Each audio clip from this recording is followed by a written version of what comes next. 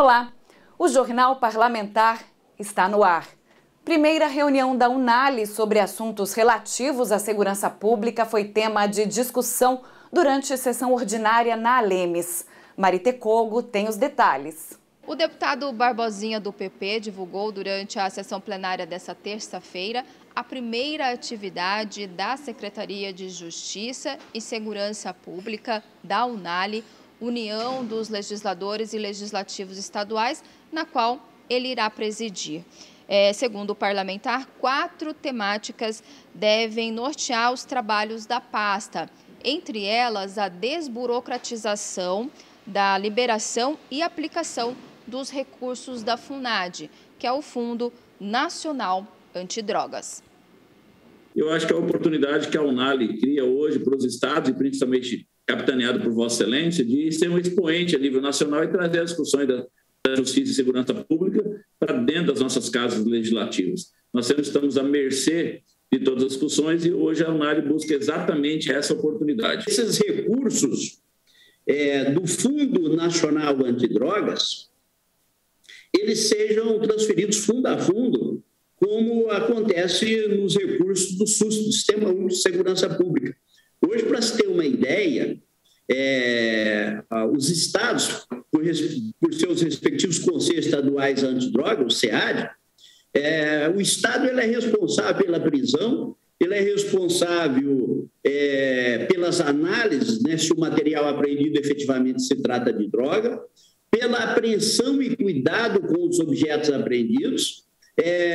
O Conselho realiza esses leilões para vender esses objetos apreendidos. E aí, deputado Pedro Kemp, esse dinheiro proveniente da apreensão, né, de objetos provenientes, né, do tráfico, notadamente o tráfico internacional, esse dinheiro ele é encaminhado pelo Estado para esse Fundo Nacional Antidrogas, e depois um pequeno percentual, para ele voltar para o Estado, é preciso que o Estado apresente um projeto dizendo aonde ele vai gastar os 20% que compete ao Estado. Então, na verdade, o Estado faz tudo, ele prende, ele apreende, ele cuida desses objetos apreendidos, ele faz o leilão, e aí, deputado Neno Razucchi, ele manda o dinheiro para Brasília, para depois, anos depois, receber um pequeno percentual de volta. Obviamente que o ideal é de que o percentual do Estado, que deveria ser, no mínimo, no meu entender, 50%, eles ficassem no respectivo Estado da Federação, sem a necessidade de ter que montar esses projetos, encaminhar para Brasília e depois, com muita burocracia, esse dinheiro retornar para o Estado. Outro ponto importante defendido pelo deputado Barbosinha foi referente à contrapartida aos estados por meio do convênio de combate ao tráfico de drogas. Os estados, notadamente os estados fronteiriços, que atuam na condução dos procedimentos investigativos, né, pelas polícias estaduais, nos crimes relacionados ao tráfico de drogas, que é de competência da Polícia Federal, os estados eles atuam por convênio, né, eles tivessem uma contrapartida do governo federal por esse trabalho que realizam. A competência constitucional para poder atuar no combate às drogas, a condução, inclusive, do inquérito do processo, por ordem constitucional, ele pertence à Polícia Federal. Mas, na verdade, quem faz essa grande atuação são os respectivos estados da Federação, em convênio com a Polícia Federal. Entretanto, os estados eles não são remunerados, eles não recebem uma contrapartida. A desburocratização do uso dos recursos do Sistema Único de Segurança Pública, SUSP, e celeridade na aprovação dos projetos também foi um dos temas debatidos durante a reunião.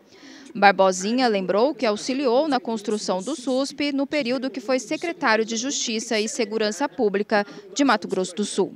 É uma estrutura pequena para analisar projetos de todos os estados da federação. Então, esses recursos do Sistema Único de Segurança Pública, e aqui fazer um registro, quando secretário, era vice-presidente do Conselho Nacional de Segurança Pública, do secretário de Segurança Pública do país, e nós ajudamos o deputado Ulisses Lopes a construir o SUSP, que foi baseado no SUS, Sistema Único de Segurança Pública, porque se discutia segurança pública, muito pouco falava de fronteiras e de divisa com outros estados da federação, e nós modelamos, né, com base no SUS, o Sistema Único de Segurança Pública, que nós temos que reconhecer que tem promovido avanços na segurança pública. Segundo o presidente da Secretaria de Justiça e Segurança Pública da UNALI, o deputado Barbosinha, o próximo encontro já tem data para acontecer. Os parlamentares devem se reunir no dia 23 de maio. Deputado Pedro Kemp pede à Prefeitura de Campo Grande a retomada do transporte de pacientes do Cotolengo. O local atende pessoas com paralisia cerebral. O deputado estadual Pedro Kemp, do PT, apresentou uma indicação à Prefeitura de Campo Grande para o restabelecimento de transporte dos pacientes no Cotolengo sul-mato-grossense da cidade Morena. Recebi uma ligação do padre Valdeci, que é o responsável pelo Cotolengo, que atende pessoas com deficiências graves e deficiências múltiplas aqui na nossa capital. E ele me relatava que alguns pacientes não estavam sendo transportados mais pela Prefeitura de Campo Grande e, portanto, estavam em casa sem atendimento. No Cotolengo, as pessoas recebem atendimento de fisioterapia, fonoaudiologia, nutrição, pedagogia, terapia ocupacional e o acompanhamento médico. E a falta nos atendimentos pode atrasar o desenvolvimento, além de causar o risco de regressão dos quadros dos pacientes. A instituição atua há mais de 25 anos e atende pacientes que possuem sequelas neurológicas graves e paralisia cerebral. E quando não são transportadas pela Prefeitura, ficam em casa sem atendimento. É um trabalho excelente que é prestado pelo Cotolengo sul-mato-grossense. E muitos assistidos somente conseguem chegar a esta instituição através do transporte que é disponibilizado pela Prefeitura Municipal. Então, nós estamos fazendo este apelo à Prefeitura de Campo Grande que restabeleça o transporte dos atendidos do Cotolengo sul-mato-grossense o mais rápido possível. Vamos para um rápido intervalo com o Jornal Parlamentar. Voltamos em instantes.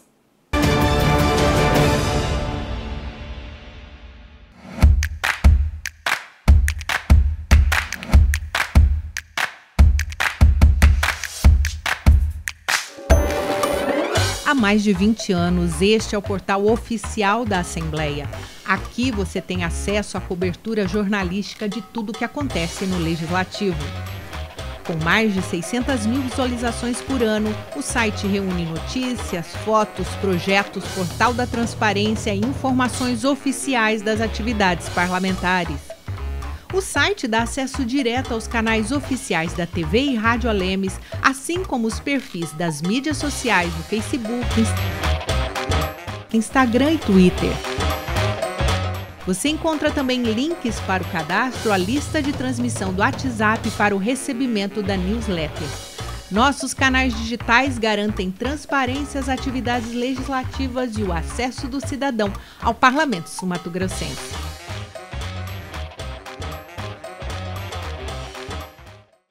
Transparência, resultados, representatividade, cultura, ciência, debates, história, música, utilidade pública, a programação da TV Alemes no Spotify.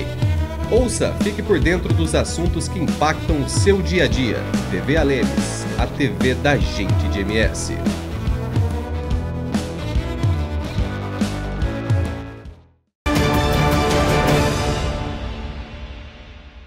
Para garantir oportunidade de trabalho na retomada econômica pós-pandemia, presidente da Alemes, deputado Paulo Correia, quer que a CNH social seja estendida a motoentregadores.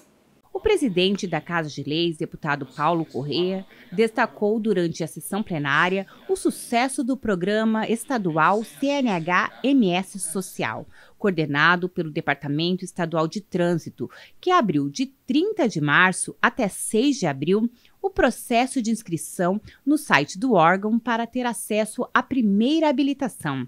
O número de inscritos superou a expectativa, mais de 70 mil cadastros.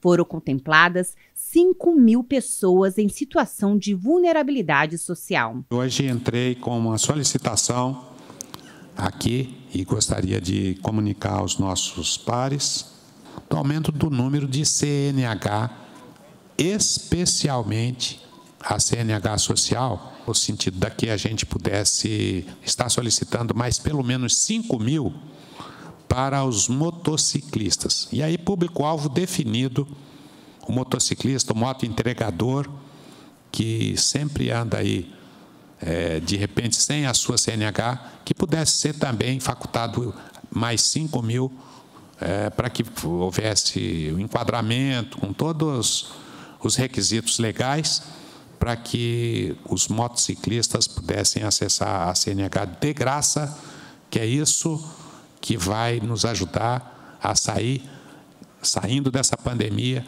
a que as pessoas possam estar trabalhando na legalidade. Que eu acho que é essa função da nossa casa, função do governo, atender os mais carentes, as pessoas que não têm condição de tirar a sua CNH. O Instituto Homem Pantaneiro IHP, através do programa Cabeceiras do Pantanal, em parceria com o Instituto Amigos do Rio da Prata, realizou o lançamento de uma ação de preservação ambiental. O presidente da Alemes, deputado Paulo Correa, tem projetos de lei que vão de encontro às reivindicações.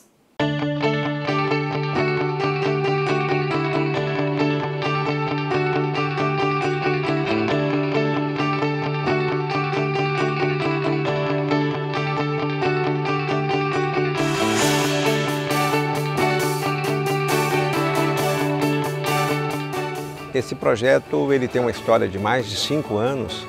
Ele buscou identificar aquilo que estava trazendo um prejuízo, especialmente para a atividade de turismo, e as razões que comprometiam a qualidade da água em todos os sentidos. E foi uma caminhada muito interessante, porque nós identificamos aí vários usos em algumas situações que faltavam apenas orientação, exceto a situação da história do banhado, que houve realmente um comprometimento em função de ter sido drenado, mas as outras áreas nós conseguimos aí, através do diálogo com os proprietários rurais, reverter e interromper processos que estavam comprometendo a qualidade de água, e eu diria que mais ainda, estavam colocando em risco o próprio ativo da propriedade, que à medida que também você não tem uma água limpa, um rio dentro de uma propriedade, ela vale menos.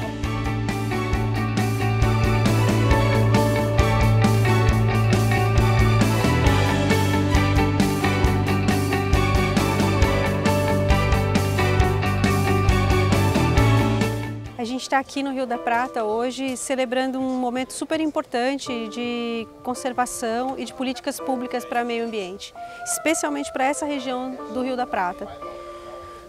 É um lugar extremamente importante, não só pelas questões ambientais, mas também pelas econômicas e pelo senso de pertencimento da comunidade aqui da nossa região, de Jardim e de Bonito também. Faz parte da nossa vivência cultural e histórica a conservação desses lugares, especialmente o Rio da Prata.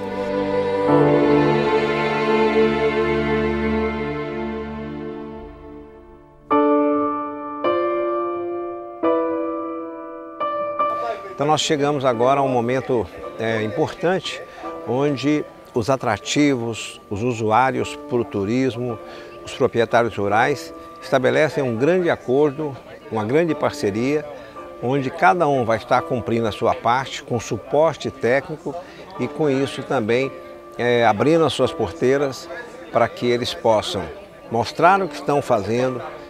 Nós vamos levar suporte técnico, mudas, e também eles poderão usufruir do benefício desses atrativos que são emblemáticos para todo o país.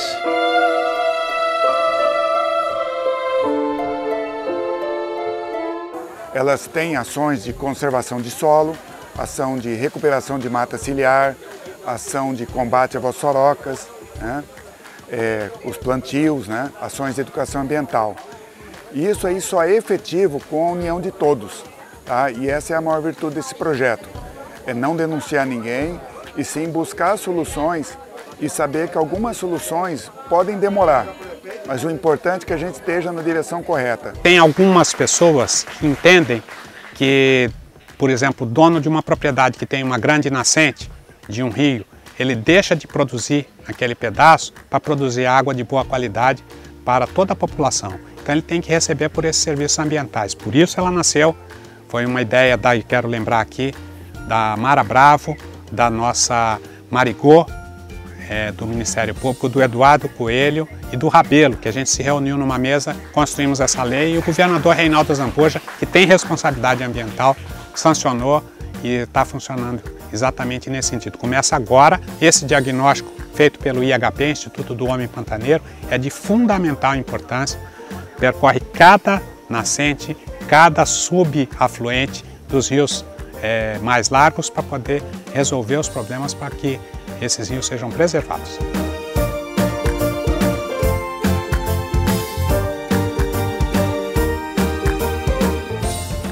É uma reunião de amigos para salvar o nosso Rio da Prata. A intenção é juntar os proprietários rurais para que tenham mais conscientização da nossa conservação do meio ambiente. Quero agradecer imensamente ao deputado Paulo Correia por não medir esforços para esses tipos de projetos de lei, agora preservando ainda mais os nossos banhados, as nossas nascentes. Então, gratidão ao deputado Paulo Correia e ao governador Reinaldo Zambuja, que também é super parceiro e nos ajuda nesse projeto.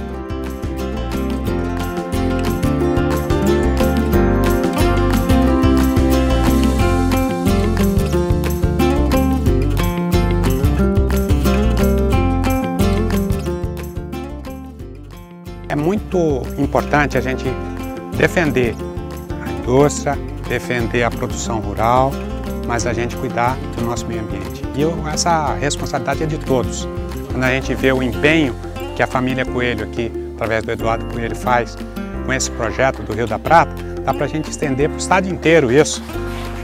E esse engajamento, Polícia Militar Ambiental, Ministério Público, todas as forças de segurança juntos com o produtor rural, eu acho que dá um molho bem interessante. Aprovamos assim o pagamento de serviços ambientais, aprovamos a lei dos banhados e a lei das águas cristalinas. Então, estou aqui hoje no Rio da Prata muito feliz de poder estar comemorando o trabalho que a gente faz no meio ambiente, que é um trabalho de responsabilidade para as gerações futuras. Por isso nós estamos aqui hoje.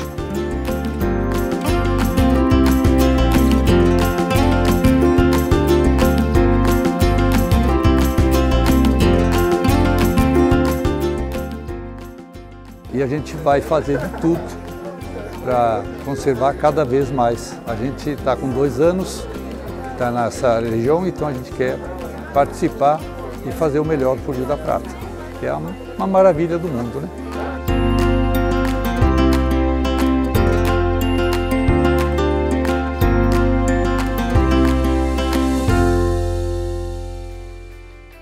No Recanto Ecológico Rio da Prata, nós temos 2 atividades, que é a flutuação no rio Olho d'Água, por 1.600 metros, e também aqui na mesma propriedade nós temos a Lagoa Misteriosa, que é uma lagoa que já mergulharam 220 metros nela e não encontraram fundo ainda. Então é uma lagoa cristalina, é água azul, muito interessante para os visitantes estarem conhecendo. Então nós temos 2 atividades aqui nessa mesma propriedade. E também nós temos uma cavalgada que percorre os campos da fazenda, conhecendo o manejo do gado de leite, quanto do gado de corte, e unido com essa parte de conservação ambiental, visitando o viveiro de mudas, o minhocário, a nossa horta orgânica e todos os projetos ambientais que nós desenvolvemos aqui na fazenda.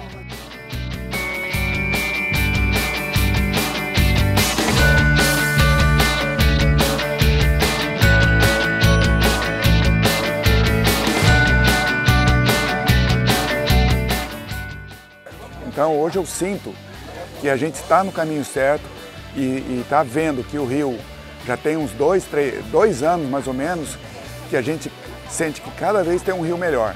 Tá? Então agora vai ser iniciado um processo de recuperação de nascentes com reflorestamento, identificar e reflorestar. Então, e o apoio do Paulo Correia, ele é fundamental para a gente ter sucesso. Ele foi uma das peças mais importantes. Então, a gente está muito feliz e especialmente feliz pela participação do deputado Paulo Correia, a ênfase que ele dá nesses tipos de projetos de conservação da natureza e a valorização que ele dá para essa pauta. Isso faz toda a diferença positiva na conservação e faz com que ações como essa tenham uma amplitude muito maior do que só cuidar da natureza. Tem um aspecto social, econômico extremamente importante para todos nós. Então ele foi responsável aí por encaminhamento de uma das leis mais emblemáticas do nosso estado hoje, que é o pagamento de serviços ambientais, ou seja, você proprietário pode receber. Ele foi responsável também pela lei da água limpa, que é emblemática, e conduziu com muita competência política a proposta do governo de proteção dos banhados. Então a sua figura ela está intimamente associada a todo o esforço que se faz hoje para a proteção não só de recursos naturais, mas para a proteção de emprego, para a proteção de riqueza desse estado.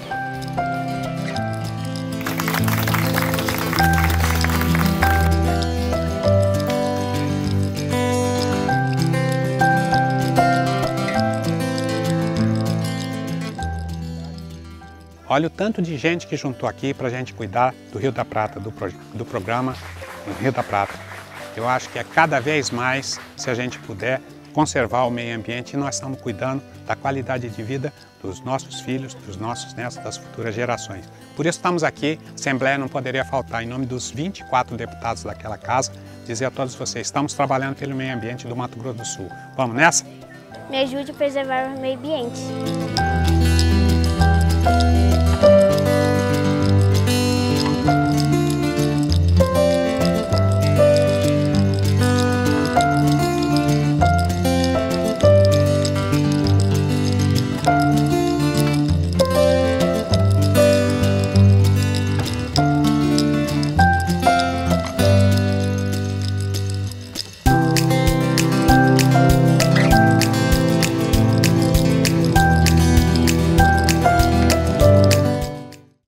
O Jornal Parlamentar vai para um rápido intervalo e já volta.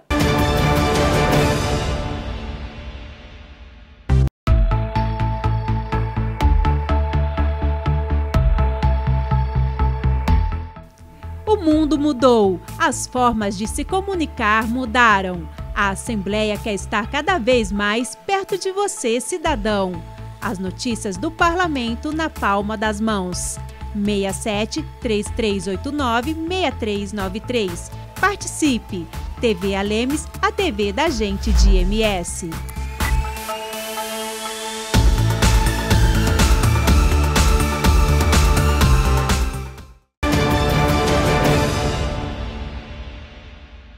Em sessão ordinária da CCJR, integrantes dão um parecer favorável para projeto que beneficia pessoas com nanismo. Ana Paula Gimenez.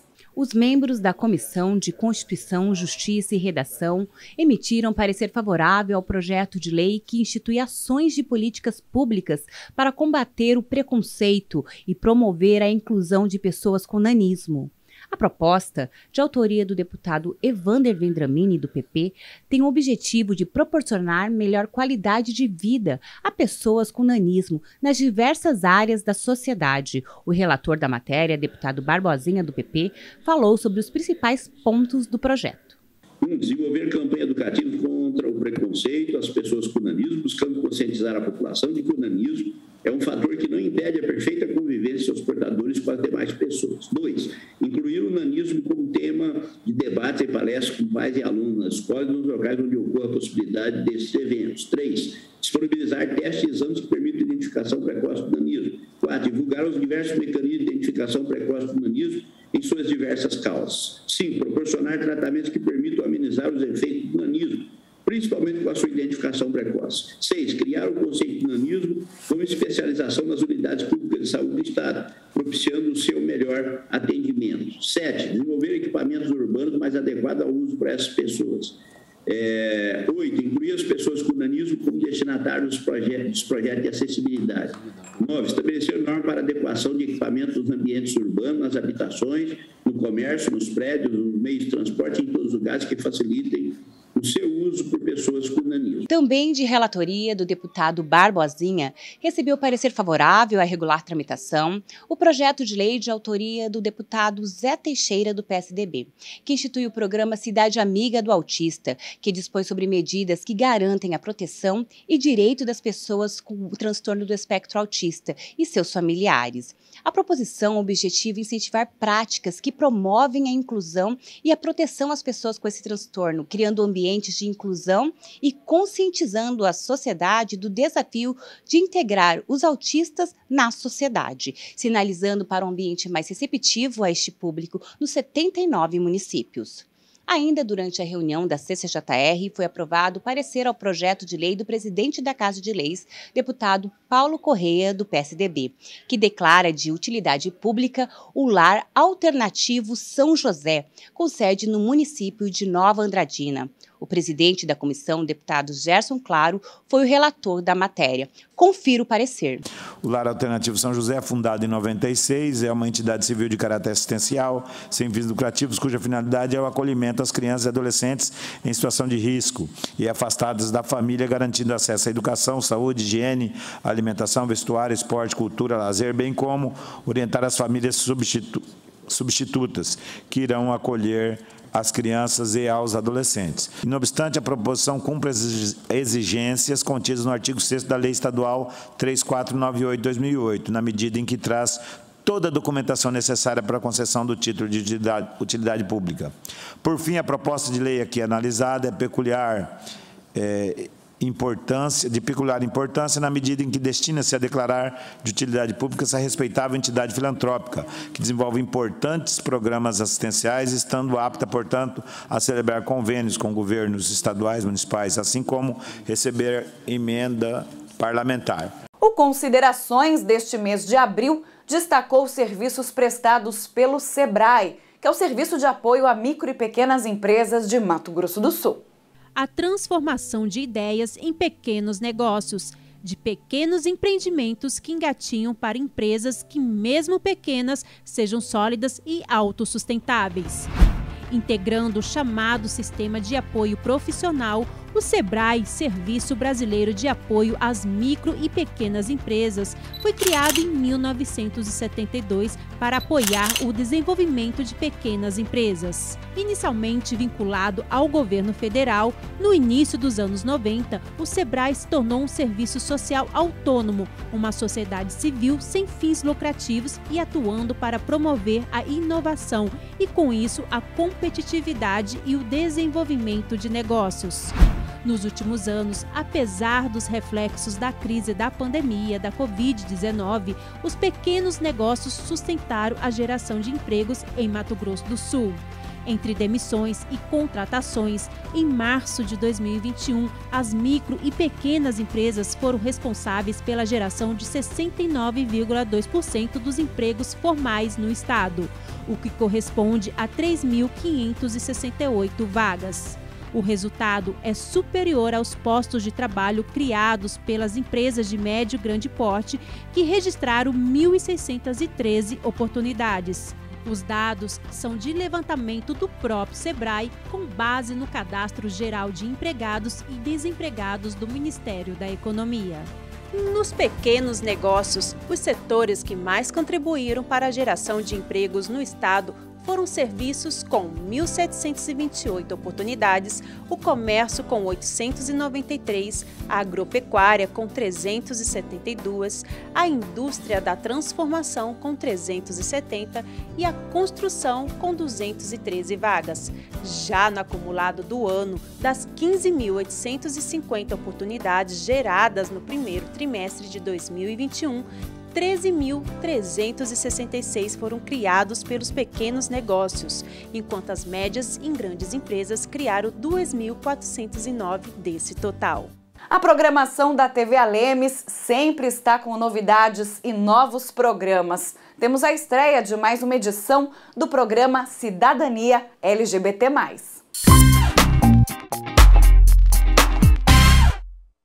Olá! O nosso programa Cidadania LGBT+, deste mês, conta com a presença do defensor público Matheus Augusto Sutani Silva, que é coordenador do Núcleo Institucional de Promoção e Defesa dos Direitos Humanos, da Defensoria Pública Estadual. Nos vemos na TV Assembleia.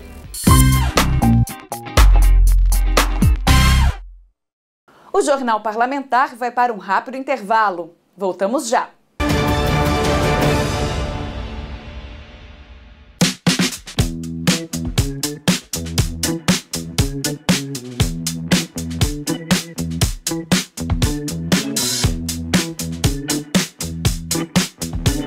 Você pode receber semanalmente a newsletter da Assembleia. Ela é a nossa ferramenta de comunicação institucional enviada por meio eletrônico com resumo das principais atividades do Legislativo. Aqui você encontra os projetos que foram apresentados, os votados e analisados durante as sessões plenárias e ainda matérias e fotos do Parlamento. Veja como é fácil receber gratuitamente o material. Basta acessar o site institucional e preencher as informações solicitadas na parte inferior à direita da página. Para finalizar, é necessário seguir as instruções de confirmação no e-mail escolhido ou ainda cadastrando seu WhatsApp na nossa lista de transmissão. Ação Alemes.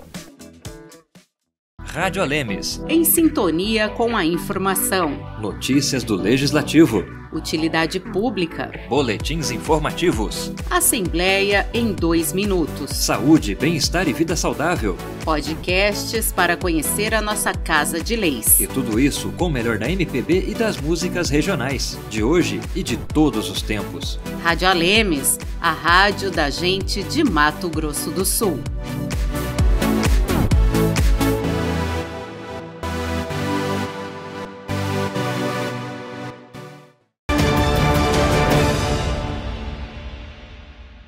Vamos finalizar essa edição do Jornal Parlamentar com uma história especial na cultura e na culinária de Campo Grande.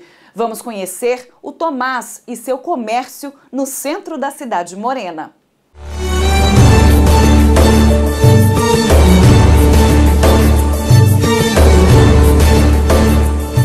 Patrimônio da cultura culinária de Campo Grande, a lanchonete Tomás Lanches, que fica no centro da cidade, completa 44 anos neste ano. Fundado pelo libanês José Tomás, o local é sinônimo de sucesso pela confiança depositada nos clientes. E ele propôs para minha mãe para que eles abrissem num salãozinho aqui na esquina que pertencia à família, né?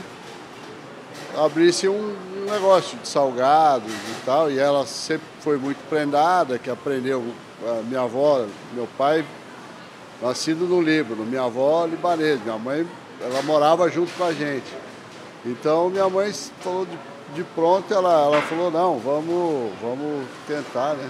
Meu pai sempre foi muito solícito, muito dado, né? Então ele sempre franqueou, por exemplo, o salgado em cima do balcão, né? Principalmente quando eu era pequenininho, recebia muita visita dos amigos e tal, né?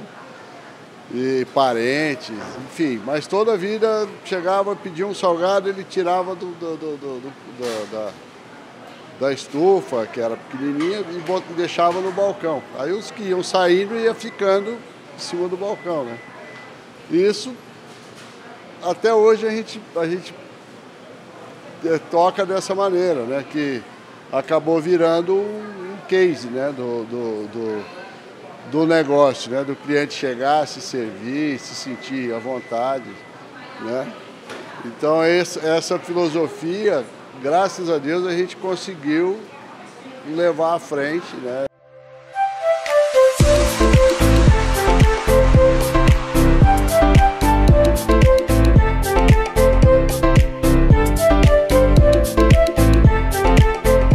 Frequento aqui há muitos anos, né? E desde que eu comecei sempre foi assim. Eles nunca foram de anotar. Você sempre, inclusive antes a gente que servia.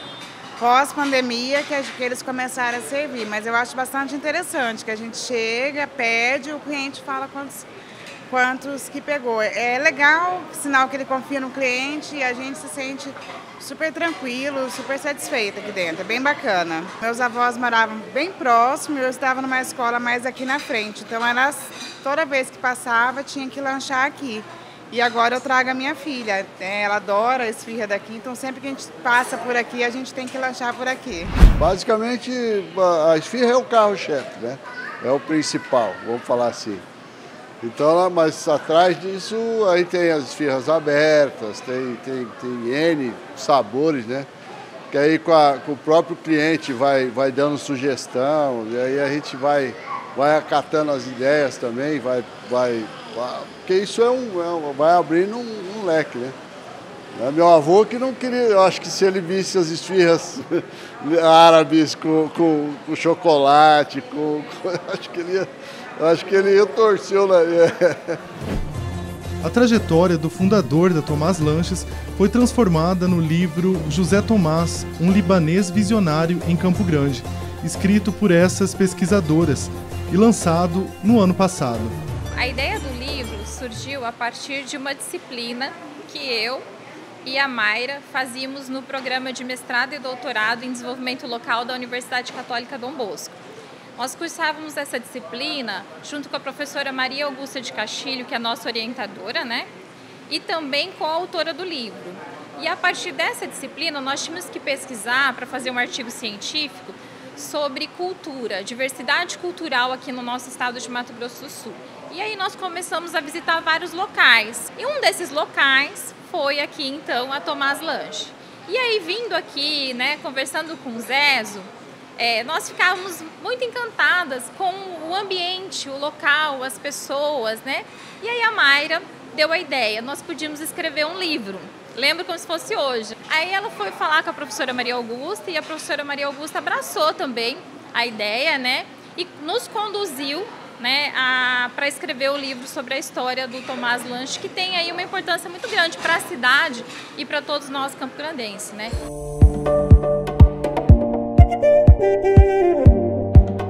É um exemplo de empresa familiar, de gestão familiar, de empreendedorismo que deu certo e que valoriza muito as pessoas, né? Então, assim, hoje eles têm aí uma importância tanto economicamente para a nossa cidade, como social também, né? Economicamente e socialmente aqui para a nossa cidade, e um exemplo de valorização das pessoas. Então, a valorização do capital humano, que nós estudamos também lá no programa de mestrado e doutorado da UCDB, ficou muito evidente, né? Fizemos entrevista com os funcionários, fomos ver como que é o processo produtivo, né? O que os funcionários falavam sobre os empreendedores, sobre trabalhar aqui, a gente pode comprovar, né, que é uma empresa que valoriza o capital humano. No livro, além dessa valorização do capital humano, das pessoas que trabalham, né, que eles têm depoimentos, né? Então, por exemplo, às vezes eu venho comer uma esfirra, nós já éramos cliente daqui. Mas eu não sei, né? Como que as pessoas se sentem, aquelas que estão lá na cozinha, que faz o salgado que eu como? Como que elas se sentem trabalhando aqui? Lendo o livro, você vai poder saber um pouquinho como que essas pessoas se sentem fazendo parte da grande família Tomás Lanches, né? Você vai poder saber, por exemplo, que eu falei para você, que eu acho super interessante, que na caricatura que tem aqui do Tomás, né, que é o patriarca, o empreendedor que começou toda a história, né, que está dando continuidade pelos filhos, pelos netos, né, que é um coraçãozinho, é uma esfirra. São coisas que às vezes a gente não sabe, né? Então, assim, todo o exemplo de determinação, de garra, de empreendedorismo, as lutas por trás desse sucesso hoje, que também teve lutas, né, é um exemplo que deu muito certo e que significa muito para toda a nossa cidade. As pessoas se sentem acolhidas vindo aqui.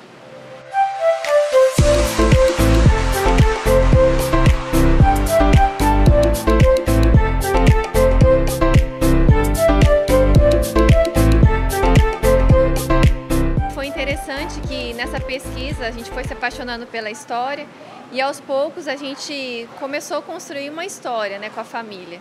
E quando surgiu essa ideia, né, de escrever um livro, porque eu fiquei encantada com a história, eu cheguei para o Tomás Filho e falei, vocês não têm nenhuma história, né, que relata um pouco dessa vivência de vocês aqui na cidade, em Campo Grande?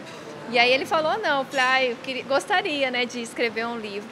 E desde então a família, eles abriram as portas para que a gente pudesse estar fazendo a pesquisa e registrando com muito carinho aqui essa história. Foram 9 meses, porque tem a parte escrita, né, primeiro a pesquisa que a gente precisou vir, fazer as visitas, né, desde como é produzido o processo aqui das esfirras, e aí depois para escrever 9 meses. Eu falo assim, pelo Tomás, mais os funcionários, a família toda, os irmãos, família muito unida. Então, todo momento que a gente precisou ali, né, colher provas, para saber se... E é engraçado porque a gente vinha aqui para saber um pouquinho da história dentro da empresa e a gente via isso não só dentro, mas também fora, né, para as próprias pessoas que frequentam o ambiente. Você se sente em casa, você se sente da família, né?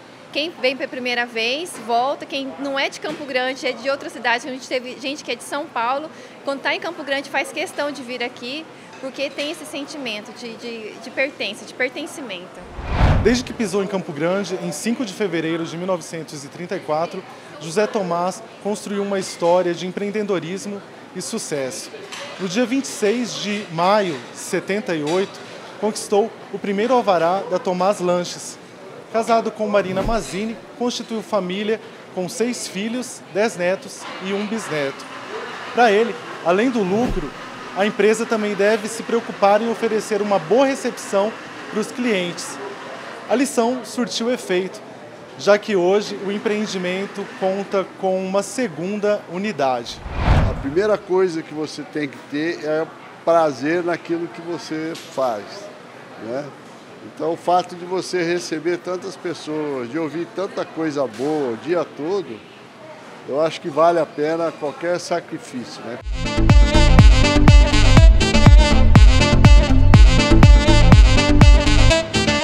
Eu sempre digo que esse livro, na verdade, foi um presente, né, que a gente ganhou.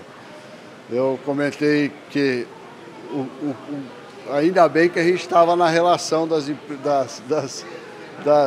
empresas que elas se propuseram a pesquisar, né? E dentro dessa pesquisa que a gente sentou para conversar, aí eu comecei a contar a história e aí foi ganhando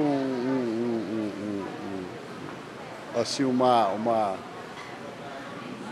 glamour, uma coisa dessa história, e elas se encantaram e, poxa, será que a gente pode fazer um livro? Eu falei, cara, então eu acho que isso foi um troféu, vamos dizer assim, para a gente, né? Um presente sem tamanho, né? Vamos dizer assim, porque a gente acabou sendo premiado com essa obra, né? Enfim, através disso conseguiu resgatar, a gente conseguiu buscar histórias que aconteceram com a gente, que às vezes a gente já nem lembrava mais, mas nós conversando com a minha mãe, buscando fotografia de épocas, histórias, as passagens, as coisas, né? Eu acho que se a gente for hoje botar tudo isso, eu acho que cabe mais 1, mais 2 vezes.